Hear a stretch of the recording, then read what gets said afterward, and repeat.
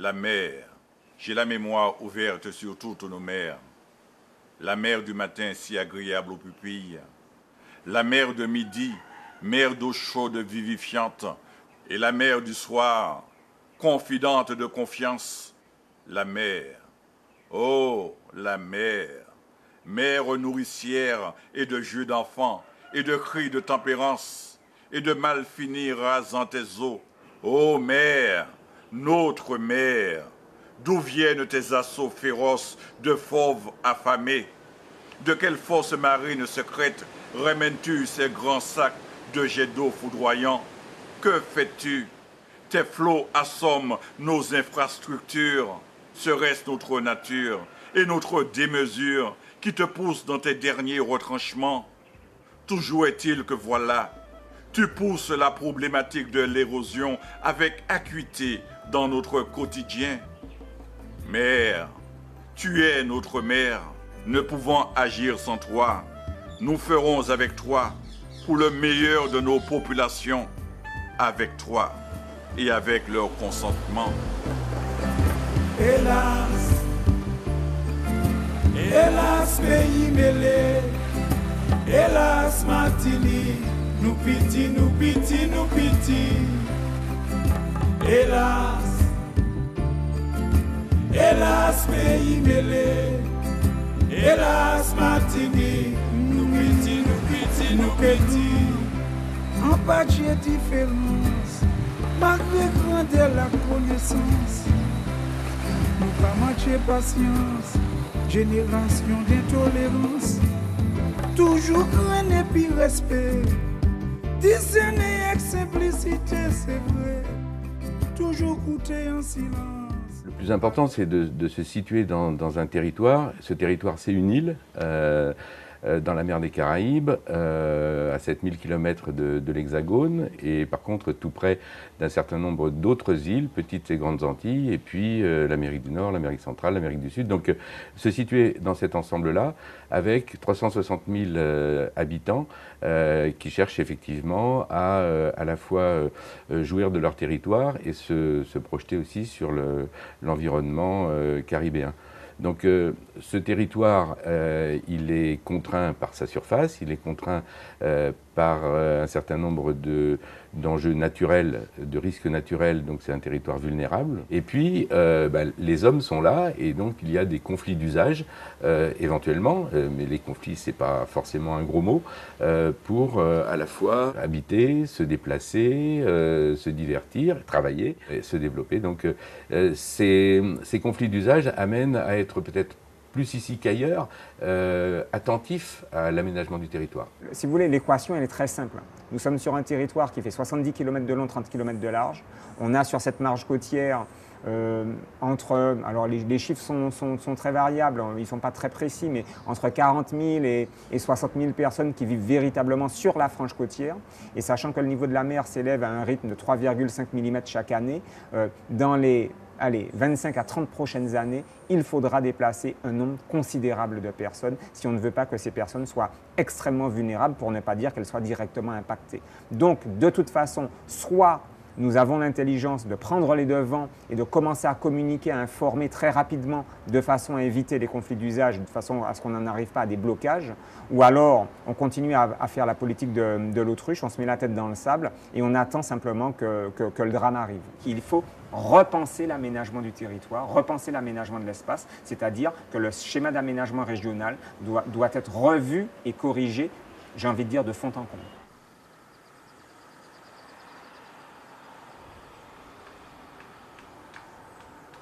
J'ai en charge l'urbanisme, j'ai en charge l'environnement, j'ai en charge les risques majeurs, les travaux et la sécurité.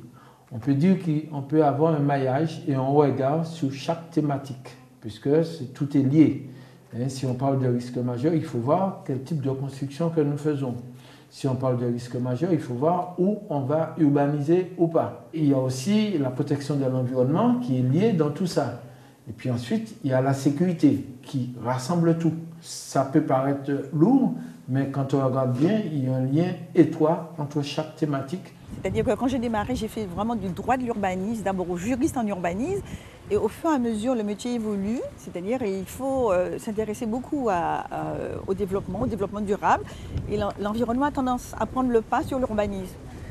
Voilà, aujourd'hui, on a à faire face aux problèmes d'érosion, aux problèmes de changement climatique. Et effectivement, il faut concilier les deux, parce qu'il faut faire des aménagements appropriés. Et donc, c'est tout le devenir, hein, c'est-à-dire l'urbanisme et son évolution.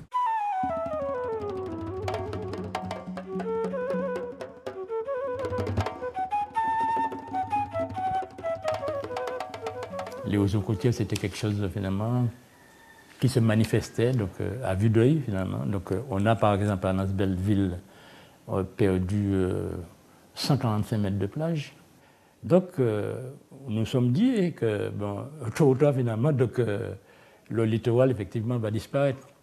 Et c'est à partir de là, finalement, nous avons porté notre réflexion justement sur la recomposition spatiale. Et nous avons profité, effectivement, de la venue des étudiants de Marne-la-Vallée pour, effectivement, donc, appuyer notre réflexion. Alors effectivement, les étudiants de Marne-la-Vallée ont été nombreux à venir. Je pense que ces étudiants ont, entre autres choses, fait un travail très intéressant pour proposer à tous les acteurs du territoire des représentations du paysage des territoires qui n'existaient pas jusque-là.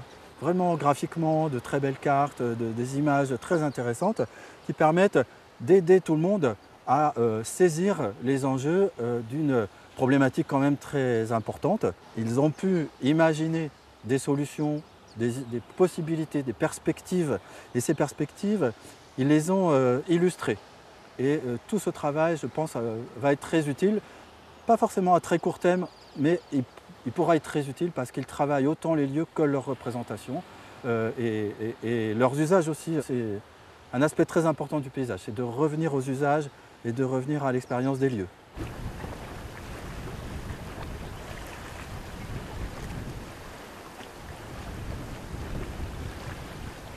On a fait un plan de référence d'aménagement sur l'ensemble du front de mer. Ensuite, des missions ont été confiées à l'Agence des 50 pas géométriques. Ils ont étudié aussi toute l'occupation du littoral donc sur 7 secteurs.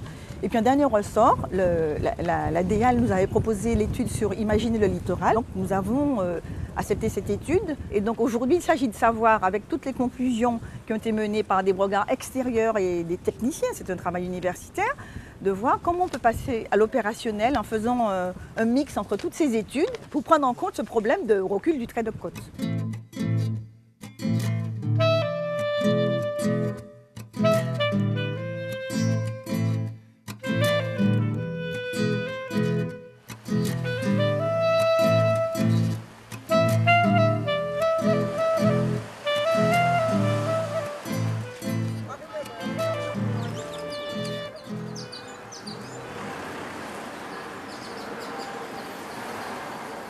Nous avons une route nationale qui longe le Carbet, toute cette route littorale-là qui traverse la côte Caraïbe. L'effet de houle fait que la mer rentre sur la chaussée et donc rend impraticable la traversée de la commune pour les camions, tout ça, transport de matériel, pour que les gens puissent se déplacer. Il y a une réflexion qui a été portée, comment protéger.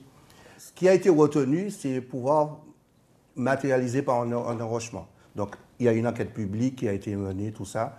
Il y a bien entendu la prise en compte des marins-pêcheurs, et puis la plage. Hein, si on dit enrochement, on risque de perdre un peu de plage, tout ça. À court terme, je dirais, c'est certainement à partir de 2023.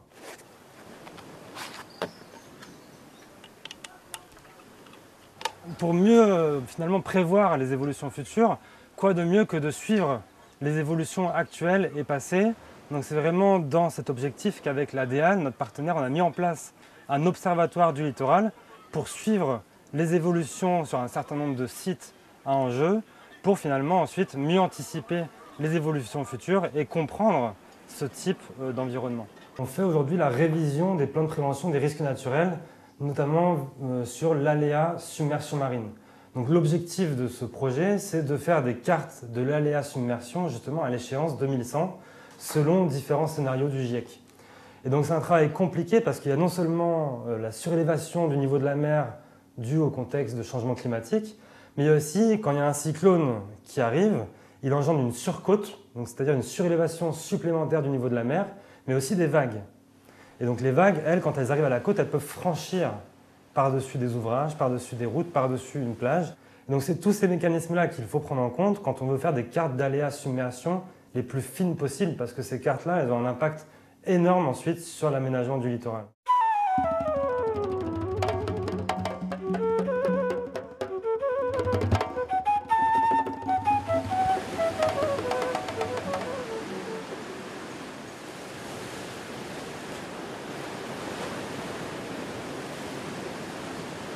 La falaise a commencé à vibrer, à s'effondrer. On ne peut pas stabiliser cette falaise, donc on va être obligé de reculer, donc de prévoir des terrains d'habitation pour ces populations qui, elles, sont, on peut le dire, en danger. On l'a fait déjà avec une étude avec la DEAL qui nous a permis de mieux positionner notre stratégie, parce que ce sera une stratégie de repli, hein, vu les hauteurs de falaise qu'on a ici, on est obligé. On nous disait qu'il fallait que, dans pas longtemps, qu'on déménage d'ici, quoi. Et moi, c'est pas dans ma tête, ça. Pour moi, ça ne se fera pas. Pourquoi partir? On est bien ici. C'est notre lieu. Mais oui. Nous sommes tellement habitués, on n'entend même pas la mer. Elle est assez mouvementée en ce moment, vous le voyez. Elle est assez mouvementée. Mais du fois que ça tape à la terrasse, du moins qu'on est dans notre chambre, on dort. Il n'y a rien qui se passe. Hein. Je suis né ici et on est bien ici. Mais pour quelle raison on va déménager pour aller ailleurs? Déménager pour aller ailleurs, nous sommes 4 frangins dans cette maison. Combien de pièces qu'ils vont nous donner comme...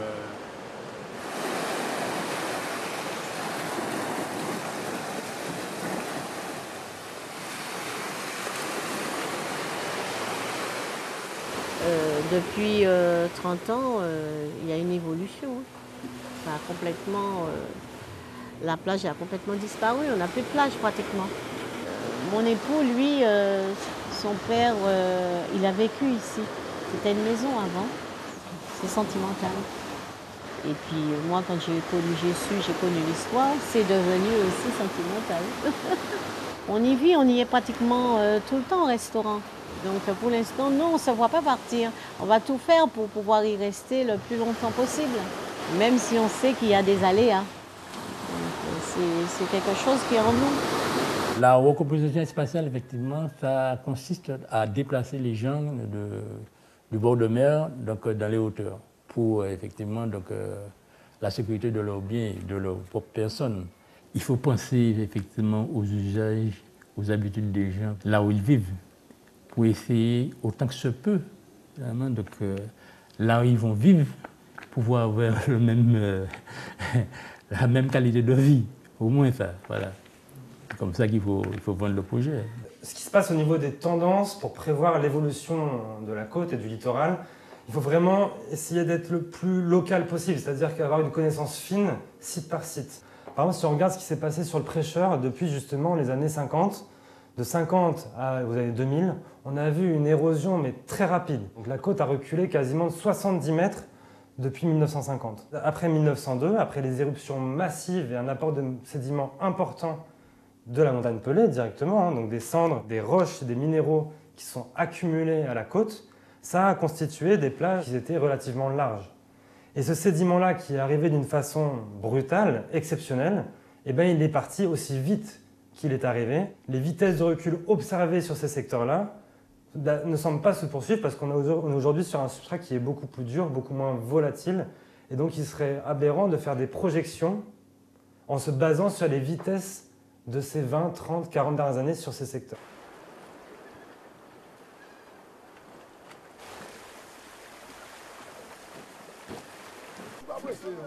C'est pas moi.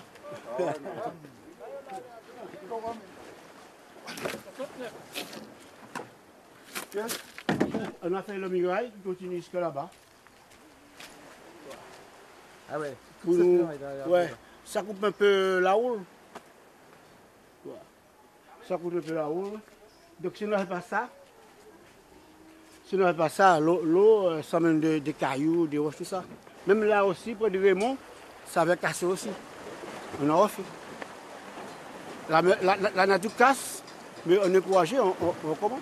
Ce qui pourrait être le déplacement de personnes qui sont extrêmement attachées à leurs biens, à leurs propriétés, qui ont toujours vécu à un endroit et qui sont arrivées à un certain âge, c'est une question qui est extrêmement délicate. Et c'est aussi quelque chose qu'il faut qu'on prenne en considération dans nos réflexions, qu'il s'agisse de la problématique de la sargasse, du recul du trait de côte, de l'habitat insalubre également. Enfin, sur toutes ces thématiques-là, on a quand même des personnes qui parfois, face au risque, sont tellement attachées au lieu au sein duquel ils vivent depuis des années, au lien social qu'ils ont pu créer aussi avec cet environnement, qu'il est difficilement envisageable pour eux de se projeter sur un ailleurs. Et donc ça demande d'abord beaucoup de communication, peut-être une adaptation des solutions qui peuvent être proposées, le cas échéant, au cas par cas, et quoi qu'il en soit du temps. Voilà. De jamais imposer précipitamment une décision de cet ordre à une population qui vivrait extrêmement mal.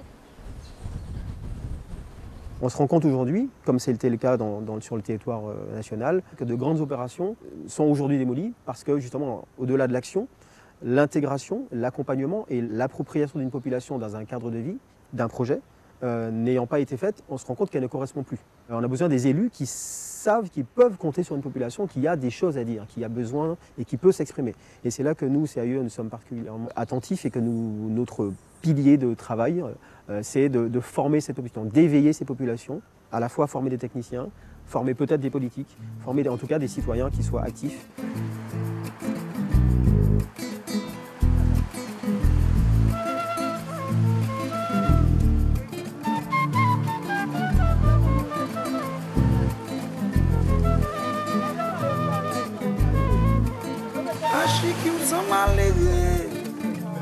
C'est pas mais ou qu'avant pour vivre, l'argent a ouvert, ou qu'après pour soulager Dieu.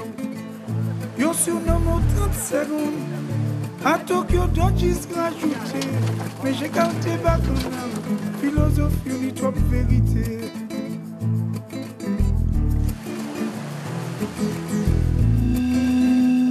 Rio avant yo Rio, pas sous Paris yo guéri. Rio avant yo Rio, pas sous Paris yo guéri. Rio avant yo Rio, pas sous Paris yo guéri. Rio avant yo Rio, pas sous Paris yo guéri.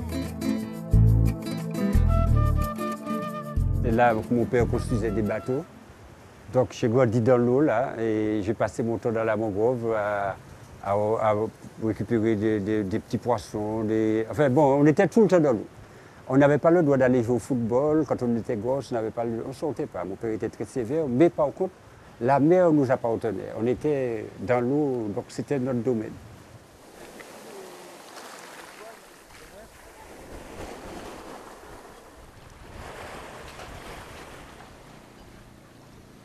On avait à peu près 40 000 navires qui venaient en Martinique, on a 3 000 places dans les ports. Donc ça veut dire qu'on a un écart de 37 000 places et que cet écart, il faut le gérer. Aujourd'hui, un navire qui va arriver en Martinique, à défaut d'une offre de mouillage, va mettre son ancre.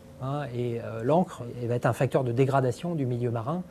On a pris des mesures de sanctuarisation d'un certain nombre d'espaces. Après, ce que l'on ambitionne, ce que l'on essaye de faire, c'est d'accompagner les communes dans une stratégie d'aménagement, notamment avec une forte incitation à la mise en place de zones de mouillage, la mise en place de corps morts écologiques.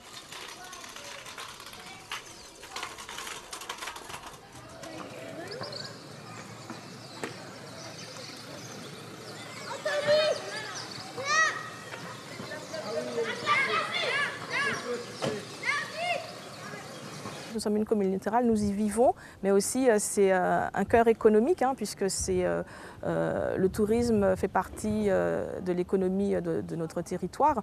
Donc nous abordons les choses à la fois au niveau municipal, donc avec les travaux qui peuvent être faits au niveau par exemple de magasins Zéline, parce qu'il y a des populations qui sont vraiment tout près sur le littoral. Donc il y a des aménagements qui ont été faits pour préserver lorsqu'il y a beaucoup de pluie, beaucoup d'eau pour canaliser les eaux de pluie. Mais aussi au niveau communal, tout ce qui est révision du PLU, du plan local d'urbanisme, pour inciter toutes les nouvelles constructions à gérer un peu mieux l'évacuation des eaux pluviales.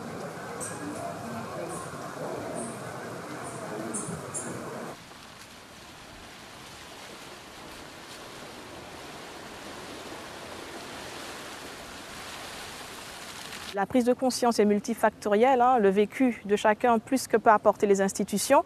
Et la réunion publique permet justement de faire cette rencontre entre le public et l'institution. Alors nous, ce qu'on fait aux Trois-Îlets, c'est d'être différentes institutions, mairie, communauté d'agglomération de l'Espace Sud, ODE, donc l'Office de l'eau, le parc marin de Martinique, etc. Donc on essaie de se regrouper avec l'ARS aussi, l'Agence régionale de santé, pour pouvoir rencontrer ce public et leur dire, on sait votre vécu, on ne peut pas vivre ce que vous vivez, mais on sait. Et voici ce que nous, on peut vous apporter comme accompagnement. Alors, ce n'est pas forcément toujours un accompagnement financier, mais il y a aussi une sensibilisation et une aide pour accompagner la population à résoudre les problématiques.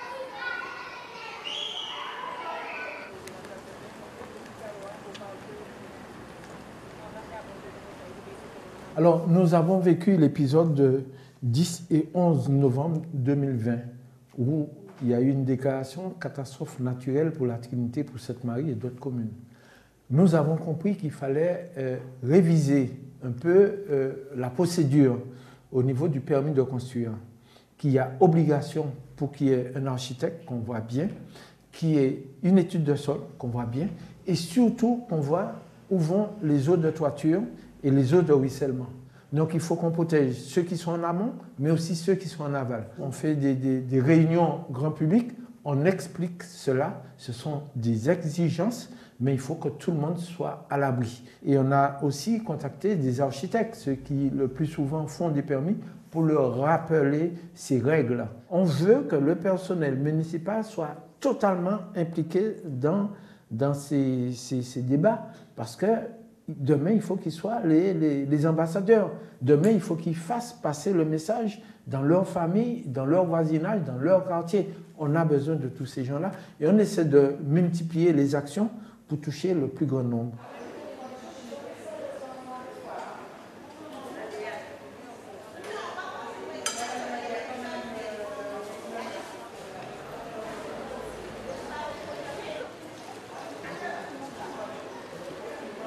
Il faut faire attention parce que nous avons une population qui est effectivement très attentive à ce qui se passe sur le territoire et qui est particulièrement intéressée à ce qu'il reste des choses de ces initiatives qui sont montées, qui vont et viennent, notamment en associant les différentes corporations, l'ordre des architectes, les ingénieurs, le monde scolaire, le monde artistique. Et il faut absolument, à chaque fois qu'on va consulter ces populations, se rendre compte qu'il faut durablement modifier leur cadre de vie, voire l'améliorer.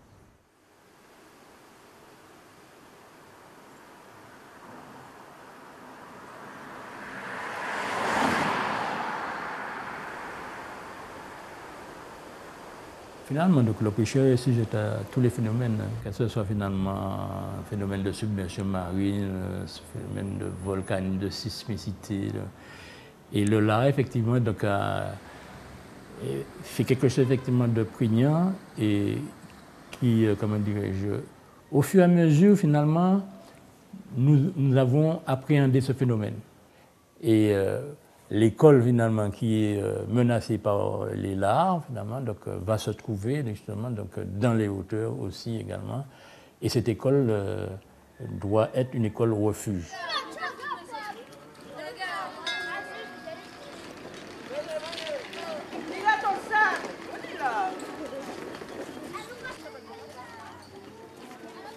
C'est vrai qu'avant ces LAR, ils étaient déjà connus dans le passé, il y en avait déjà eu dans le passé. Mais conjonction d'intervention. Premièrement, 2016, les études universitaires des étudiants en architecture qui viennent poser ou expliquer ce que pourrait être la ville de demain aux prêcheurs. Et survenance de ces LAR qui ont été traités dans l'immédiateté par le déploiement de systèmes de prévention, de réveil, d'évacuation, et puis qui se prolongent dans le temps, et qui font qu'à un certain moment, au bout de quelques temps, les populations qui sont évacuées à 2-3 heures du matin à coups de sirène et machin, ça devient des conditions de vie insupportables, y compris sur le littoral. Et qui met en mouvement l'ensemble de l'édilité, les populations, vers un besoin de résilience vis-à-vis de ces risques naturels. C'est une conjonction d'opportunités qui permet d'avancer sur le sujet et de rendre surtout tolérable le programme qui a été développé sous l'appellation « À la conquête des mornes ».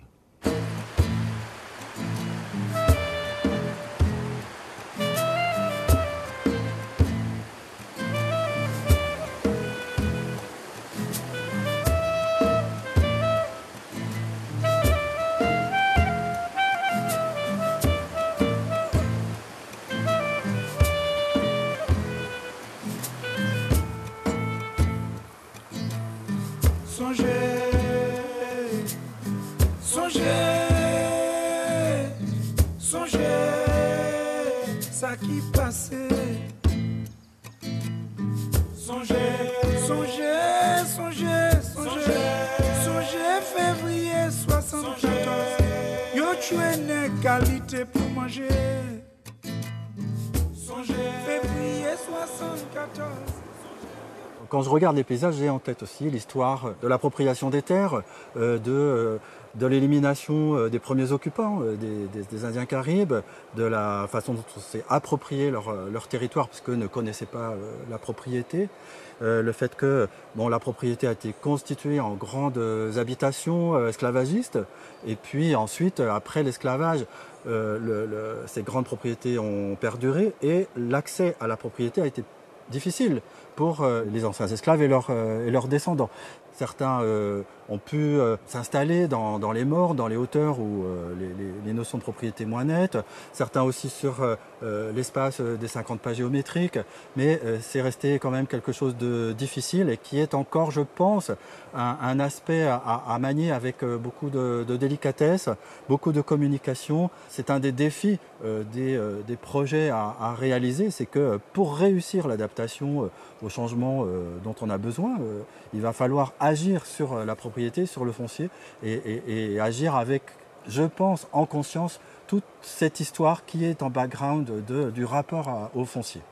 Lorsqu'ils cessent leur activité, les agriculteurs préfèrent transmettre leur patrimoine aux enfants. Et les enfants ne sont pas souvent des agriculteurs.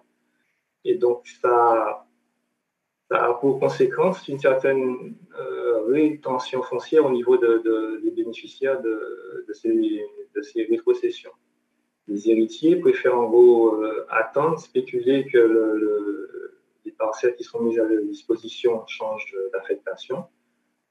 Et donc, on a une sorte de rétention foncière qui s'opère à ce moment-là.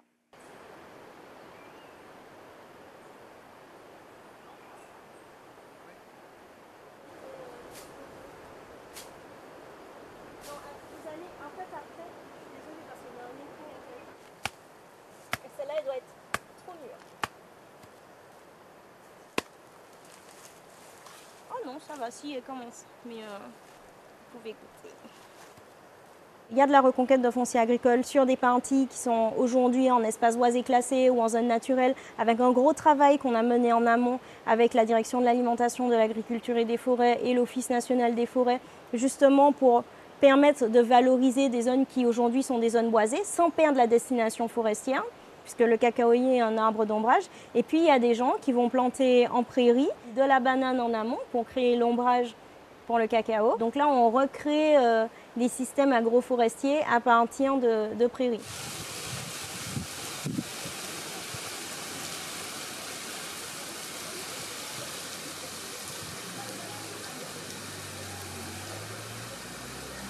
La Martinique, c'est 34 communes, 34 biodiversités différentes. Donc, c'est une terre riche, je dirais, en diversification et en biodiversité. Donc, ici, je ne fais pas de melon.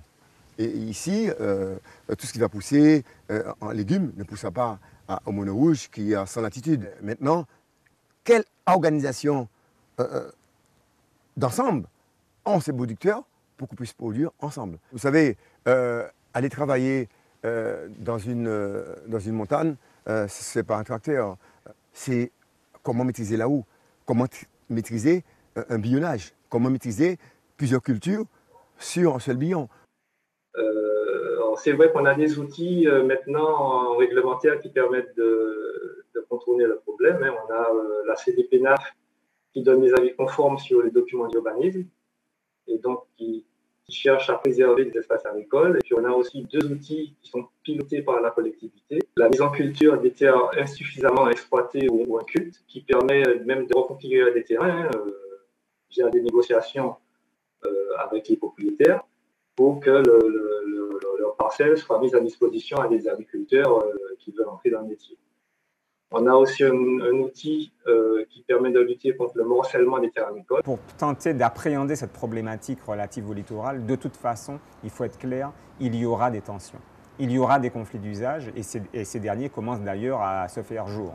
Pourquoi? Parce que le territoire est petit, contraint Et le problème, c'est qu'il faudra déplacer des populations vers l'intérieur des terres sur des espaces qui sont potentiellement agricoles. Et c'est sûr que les propriétaires de ces grandes parcelles agricoles voient d'un mauvais œil le fait qu'à un moment ou un autre, on empiète sur leurs parcelles. Je pense qu'il y a une génération de jeunes à former et qui seront des sortes d'ambassadeurs pour essayer de faire comprendre à ceux qui sont donc les propriétaires de ce terrain qu'il y aura aussi à céder peut-être une partie de leurs parcelles, malheureusement, pour relocaliser, pour implanter les populations. S'il faut discuter et envisager d'acquérir des fonciers qui sont toujours la propriété d'une petite minorité sur l'île, il ne nous apparaît pas pertinent de se censurer sur la réflexion sur le devenir de ces territoires.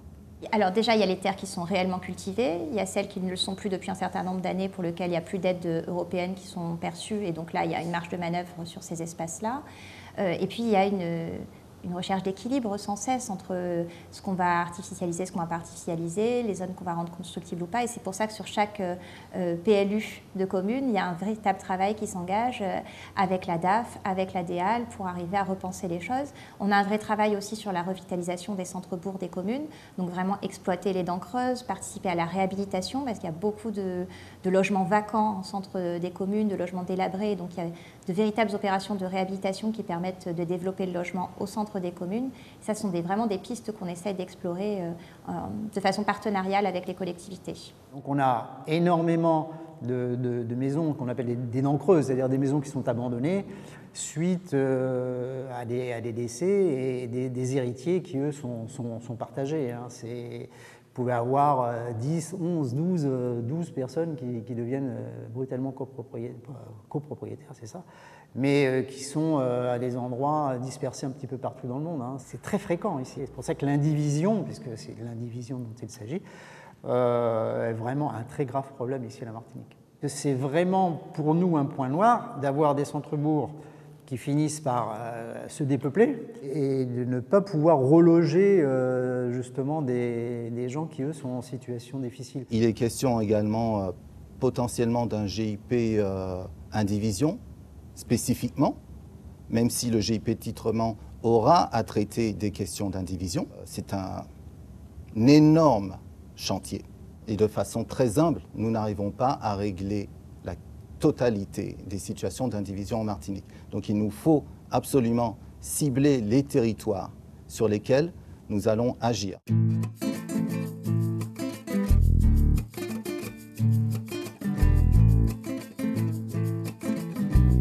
En ce qui concerne l'école refuge, nous en sommes aujourd'hui à la sélection du maître d'œuvre, du constructeur de cette école refuge. Dans ce genre de bâtiment, il y a bien une année d'études permis de construire, consultation des entreprises pour pouvoir commencer à construire le bâtiment. Ensuite, compte tenu du coût qui va dépasser la dizaine de millions d'euros de ce bâtiment, je n'envisage pas qu'on puisse l'achever en moins de 2 ans.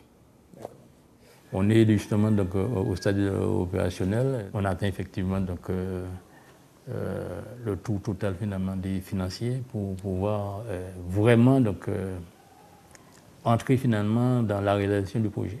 Une école, ça se finance. Il y a effectivement un cadre bien établi pour l'école. Mais la partie refuge, effectivement, donc, doublerait la facture. Ce qui nous pose une petite difficulté là-dessus. On a acheté des bâtis grâce à l'EPF, hein, puisque c'est une façon de pouvoir se financer, j'allais dire à bon compte, même s'il faut rembourser sur une période relativement courte. Ça nous donne un petit peu d'air, parce que là, on engage des sommes considérables. Et ce n'est pas une commune de 3000 habitants qui est capable de pouvoir se protéger contre de risques pareils. Donc, évidemment, on a besoin de l'État, on a besoin de l'Europe, on a besoin de tout le monde. Alors nous, on a fait beaucoup d'efforts. Donc on a un niveau d'endettement qui est relativement bas. En 2024, au mois de février, on n'aura plus du tout d'endettement.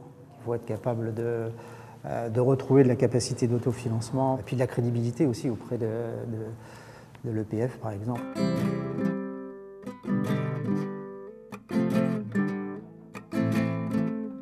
D'une manière générale, de ce que j'ai pu constater depuis mon arrivée, c'est un territoire qui nécessite d'être inventif. C'est un territoire magnifique, mais qui conjugue, je pense, absolument quasiment tous les risques naturels. Et donc, de ce fait, on est obligé de réinventer un petit peu les choses. Et nous, notre rôle, service de l'État, c'est de se montrer, si ce n'est plus souple, en tout cas aussi de s'adapter et de faire répondre la réglementation à ces adaptations qui sont nécessaires. Il y a des freins à lever. À chaque fois qu'on a une grande et belle idée, il y a des freins à lever, des résistances, des verrous, etc. Ce qui pouvait apparaître comme des menaces, on essaie de les transformer en opportunités. Par exemple, le phénomène de l'art, qui sont ces coulées de boue et de roches qui sont effectivement menaçantes pour les habitants, c'est de se dire, mais ça peut être aussi un matériau de construction. Alors évidemment, tout ça, comme c'est nouveau, comme on innove, c'est pas forcément réglementé, normalisé. Avec le préfet, les services de l'État seront très facilitateurs. Les lois, effectivement, amènent des nouveaux textes. On est attentif à ce qu'elles prennent bien en compte les spécificités de l'outre-mer dont on parle si souvent, notamment vis-à-vis des risques et puis peut-être des solutions qu'on peut trouver pour faire face aux risques. Donc là, on travaillera avec on travaille avec les professionnels, les architectes, les entreprises. On récupère auprès des producteurs de bagasse de canne à sucre locaux, donc ce sont les distilleries qui, elles, utilisent de la canne à sucre pour ensuite fabriquer du rhum, mais rejettent de la bagasse qu'elles réutilisent en partie pour alimenter leur chaudière et donc créer de l'énergie pour leur propre activité. Mais certaines distilleries ont un besoin encore de valoriser leur excédent de bagasse de canne à sucre. Et nous, on est une solution. Ça représente quand même plus de 5000 tonnes de bagasse sur l'île, qui sont non revalorisées chaque année. Notre assurance permet de garantir l'utilisation de ce matériau-là dans certaines applications. Et en fonction de l'application, en fait, soit une ATEX est nécessaire, soit elle ne l'est pas. Puisque les ATEX portent surtout sur les choses innovantes, certes, dans le bâtiment, mais surtout sur tout ce qui va apporter sur la structure. Notre matériau peut répondre à une application en isolation de cloison acoustique ou faux plafond. Et à ce moment-là, la chose qui est importante, c'est surtout que notre matériau réponde aux exigences fixées par le CCTP. L'ATEX, derrière, c'est quelque chose qu'on développe, mais sur des chantiers expérimentaux avec certains bailleurs sociaux. Mais c'est en cours et ça va se poursuivre sur toute l'année 2023.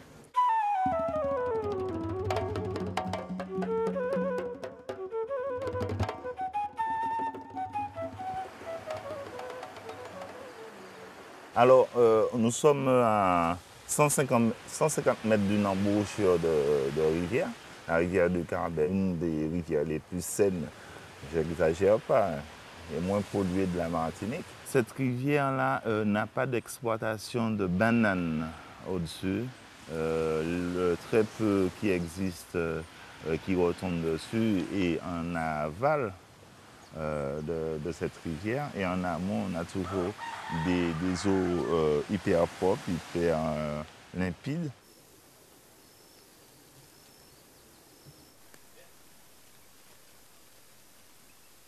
L'étude faite par les étudiants, effectivement, ils ont étudié la baie, l'échelle du bassin versant. Ils ont découpé le bassin versant en plusieurs pièces.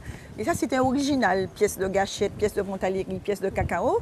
Et pour chaque pièce, ils proposaient des aménagements.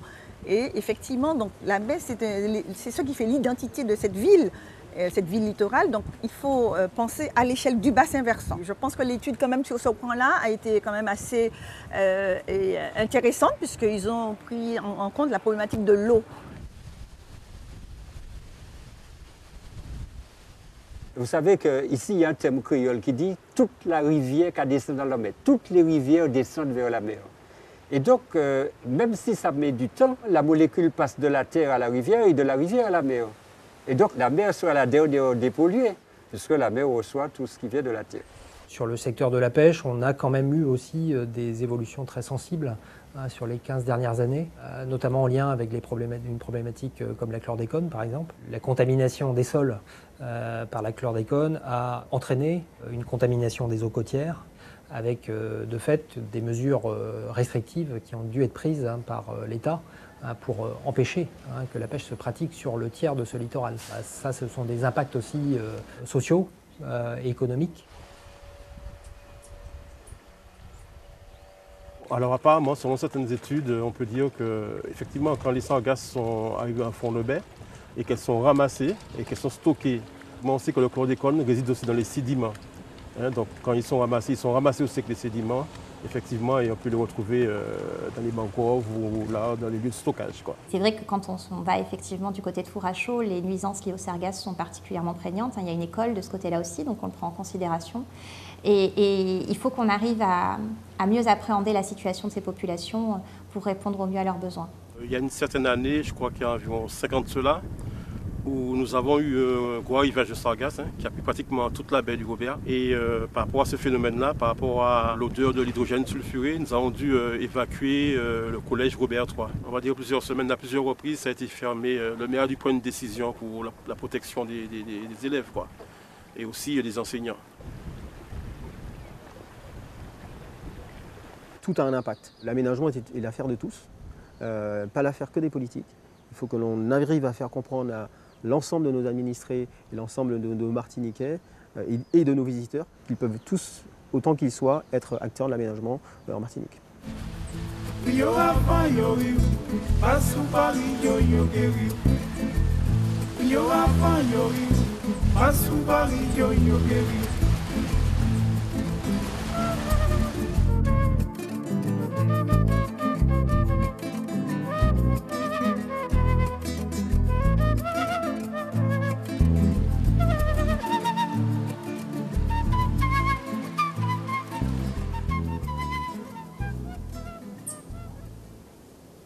La mangrove en général, dans toutes les régions, correspond à cette forêt marécageuse entre la terre et la mer qui a un rôle déterminant pour la protection de nos côtes. C'est ce périmètre de mangrove en fait, qui va supporter l'énergie des vagues, protéger de l'arrivée massive de déchets provenant de la mer. Donc il joue ce rôle de filtre, il joue ce rôle effectivement de zone tampon. La mangrove fait l'objet d'une étude qui nous permettrait de vérifier sa capacité de séquestration du carbone. Et on est vraiment en attente des résultats de ce travail de recherche qui donnera encore un peu plus d'importance à cet écosystème par rapport aux services rendus.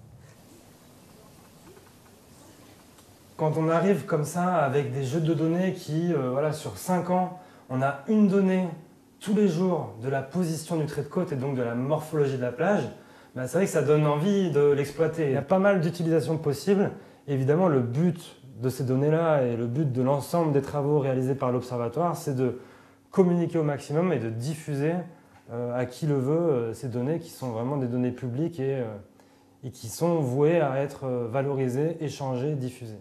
Moi, je milite véritablement pour que nos territoires s'apparentent à des laboratoires d'études, mais au sens le plus noble du terme, c'est-à-dire tester des solutions potentiels qui permettent de protéger les populations, tester des solutions qui permettent d'informer peut-être différemment les populations. Et puis surtout, la démocratie participative, faire participer le citoyen, co-construire les projets, co-construire les solutions avec les services de l'État, avec les associations, avec les services, j'ai envie de dire, territoriaux. Je pense que c'est la solution. Il faut mettre tous les acteurs autour d'une table et penser enfin l'aménagement de notre territoire de façon pluriel, c'est-à-dire que tout le monde a son mot à dire.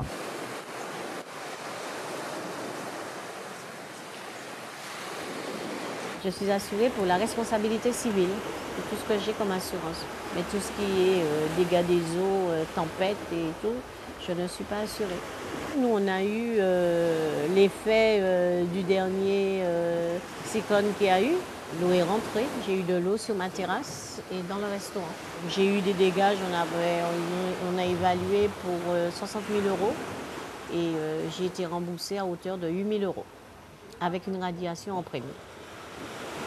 Et depuis, je ne peux plus obtenir d'assurance. En termes de coordination, je pense qu'il y a une impulsion à mener. Alors ça commence, Il y a quand même des démarches qui sont lancées. On pense à la petite ville de demain, qui est un dispositif qui est porté par l'Espace Sud, où là, certains techniciens se sont concertés sur le développement économique. Et donc, on ne parle pas que de développement économique, forcément. On parle des problématiques d'aménagement, etc. Donc, il y a des petites initiatives qui, selon moi, devraient perdurer. Dans la situation d'une île comme la Martinique, certes, des relations fortes, historiques, incontournables avec l'Hexagone. Ce qui est peut-être à développer en dehors de ces réseaux nationaux, c'est des réseaux internationaux. La réflexion d'une stratégie est au cœur de nos préoccupations. Les récentes évolutions législatives, notamment avec la loi climat et résilience, nous montrent bien et nous confortent dans l'idée qu'il faut absolument intégrer tous les territoires, et notamment les territoires littoraux, dans une réflexion globale de stratégie foncière à l'échelle non seulement des communes, mais aussi à l'échelle supracommunale. Aménager, ça veut dire disposer de façon raisonnée sur un territoire donné des activités. C'est quelque chose qui doit être planifié. Et donc pour planifier l'aménagement, ça veut dire qu'il faut mettre tous les acteurs autour de la même table, qu'il faut avoir un discours cohérent et surtout il faut avoir une vision. Nous aurons des comptes à rendre à l'histoire, la grande histoire, nous aurons des comptes à rendre. Nous vivons une période qui est une période charnière. C'est-à-dire que des décisions que nous prendrons aujourd'hui dépendra la suite. Hélas, hélas pays mêlé, hélas Martinique, nous piti, nous piti, nous piti. Hélas, hélas pays mêlé, hélas Martinique, nous piti, nous piti, nous piti.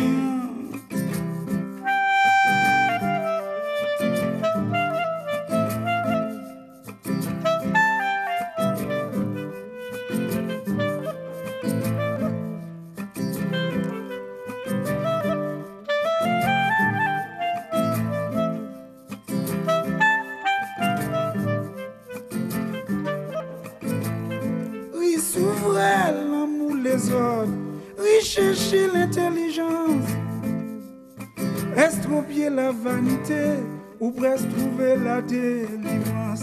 Tchèou, c'est ton beau l'injustice, pas ni plaisir ni méchanceté, ça qui a l'esprit équilibré pour y chercher sincérité. Hélas, hélas pays mêlé, hélas Martinique, nous piti, nous piti, nous piti. Hélas, hélas pays mêlé, hélas Martinique, nous piti, nous piti, nous piti.